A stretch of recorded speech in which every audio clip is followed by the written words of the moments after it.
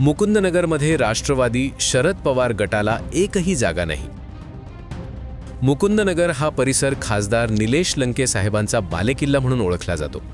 लोकसभा असो व विधानसभा, प्रत्येक निवडणुकीत येथील जनतेने नेहमीच राष्ट्रवादी काँग्रेस, शरद पवार गट आणि तुतारी या चिन्हाला भरभरून पाठिंबा दिला आहे.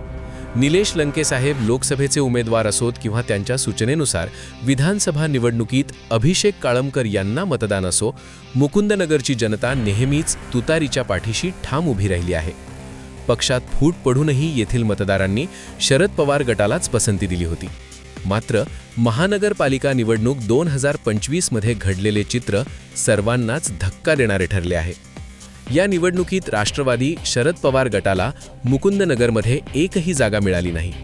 विशेष म्हणजे ज्या काँग्रेस पक्षाचा या भागात फारसा जनाधार नाही, त्या काँग्रेसला येथे 4ही जागांवर तिकीट देण्यात आले. या निर्णयामुळे स्थानिक नागरिकांमध्ये तीव्र नाराजी व्यक्त होत आहे. जनतेतून प्रश्न उपस्थित केला जात आहे की ज्या काँग्रेस पक्षाला येथे कधीच मजबूत पाठिंबा नव्हता, त्यांनाच मुकुंदनगरसारख्या राष्ट्रवादीच्या बालेकिल्ल्यात सर्व तिकिटे देण्यामागचे नेमके कारण काय? राजकीय जाणकारांच्या मते तिकीट वाटपातील धोरणात्मक चूक, स्थानिक कार्यकर्त्यांकडे दुर्लक्ष आणि जमिनीवरील राजकारणाचा योग्य अंदाज न घेतल्यामुळे हा फटका बसल्याची चर्चा आहे.